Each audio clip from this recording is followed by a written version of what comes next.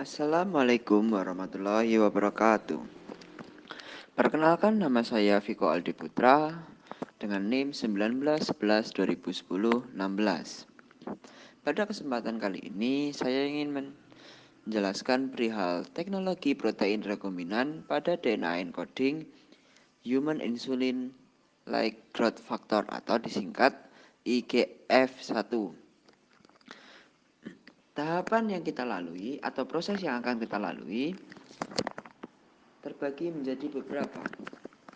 Yang pertama yaitu penentuan DNA target, yang kedua retriksi atau pemotongan, berikutnya adalah penentuan vektor, lalu ligasi atau pelengketan, berikutnya ada transformasi dan seleksi klon, dan yang terakhir ada sequencing.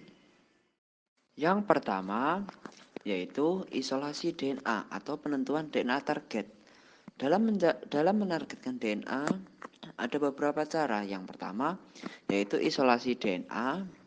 Isolasi DNA sendiri prosesnya yang pertama ada penghancuran sel ataupun lisis, ekstraksi ataupun pemisahan DNA, lalu pemurnian DNA atau purifikasi. Selain itu, untuk menentukan DNA target, kita juga bisa menggunakan enzim retriksi.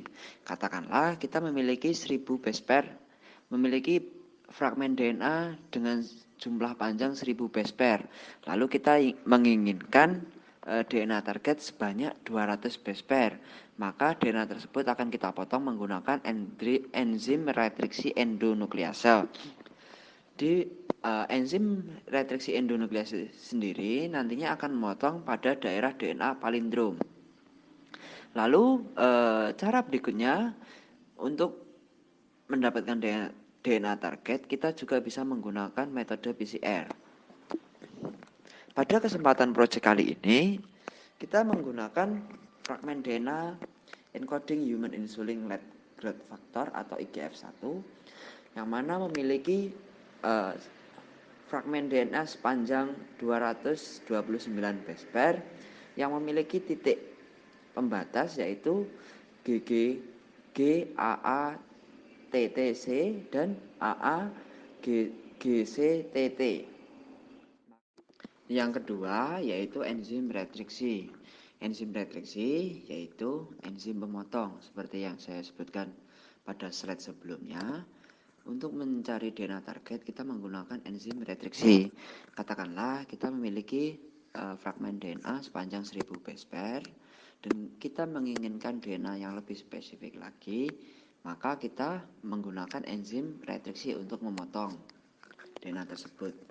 Pada proyek kali ini kita menggunakan fragmen DNA IGF-1 dengan panjang 229 base pair, yang mana memiliki ujung yaitu GAATTC. Kalau kita bolak-balik itu juga sama,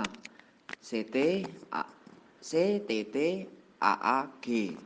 Berarti menunjukkan bahwasanya fragmen DNA tersebut memiliki ujung yang lancip. Lalu sebaliknya juga ujung yang bawah yaitu AA GC TT. Kalau kita balik juga sama yaitu TT CG AA. Ini juga menunjukkan bahwasanya fragmen DNA yang kita punya yaitu memiliki ujung lancip. Hal ini juga menjadi salah satu acuan untuk menentukan vektor, karena dari vektor sendiri salah satunya yaitu fragmen DNA memiliki ujung lancip ataupun tumpul, lalu panjang sekuen DNA itu juga menjadi salah satu acuan. Yang ketiga yaitu vektor. Vektor merupakan molekul DNA yang dapat bereplikasi sendiri di dalam sel. Dapat disisipkan DNA asing, dapat dimodifikasi sesuai kebutuhan. Syarat dari vektor itu sendiri yang pertama adanya ORI ataupun origin of replikasi. Lalu yang berikutnya adanya MCS ataupun multi cloning site atau tempat penyisipan DNA asing. Lalu ada selectable marker ataupun marker tertentu yang dimiliki dari vektor tersebut. Lalu yang terakhir adanya AMR ataupun amoxicillin resisten atau resisten dengan antibiotik tertentu. Berikutnya yaitu pemilihan vektor.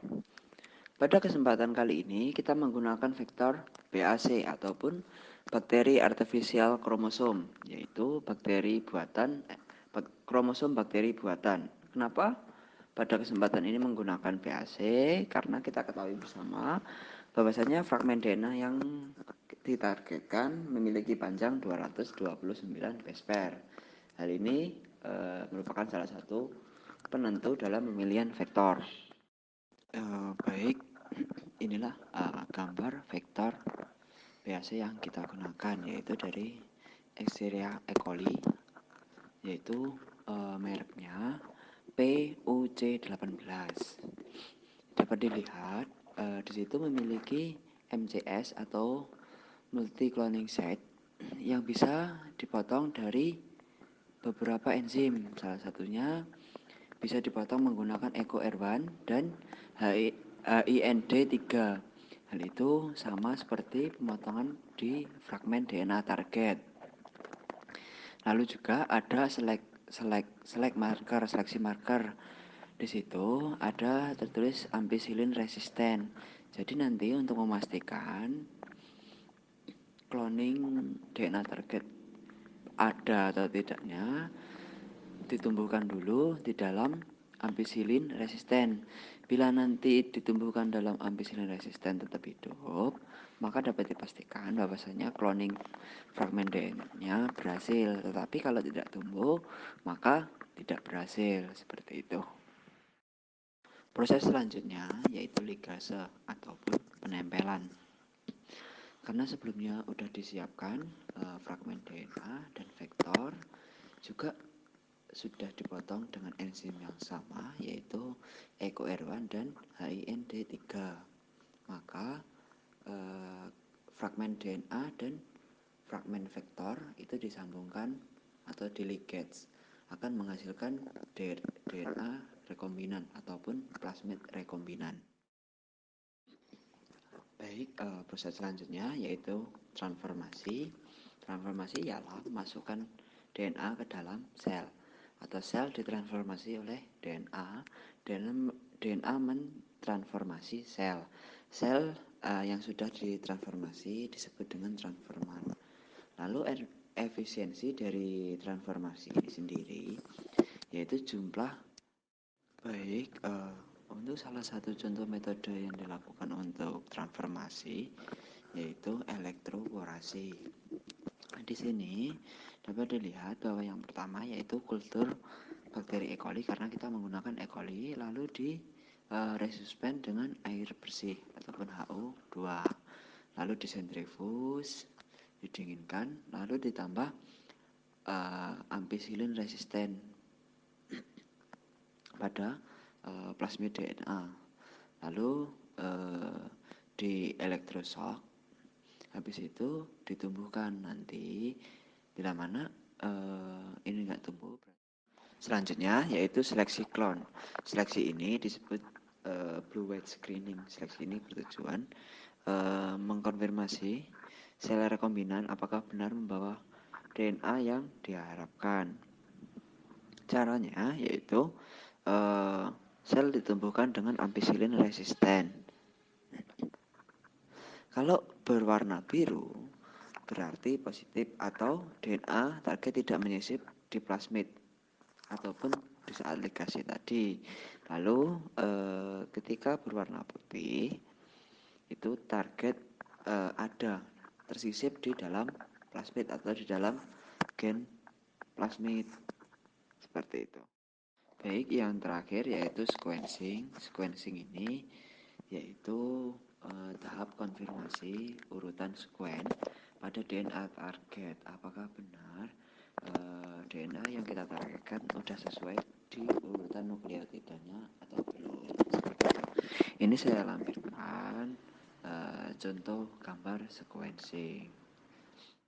Baik, yang terakhir saya ucapkan mohon maaf apabila banyaknya kesalahan dalam pengucapan ataupun penyampaian presentasi mengenai teknologi protein rekombinan.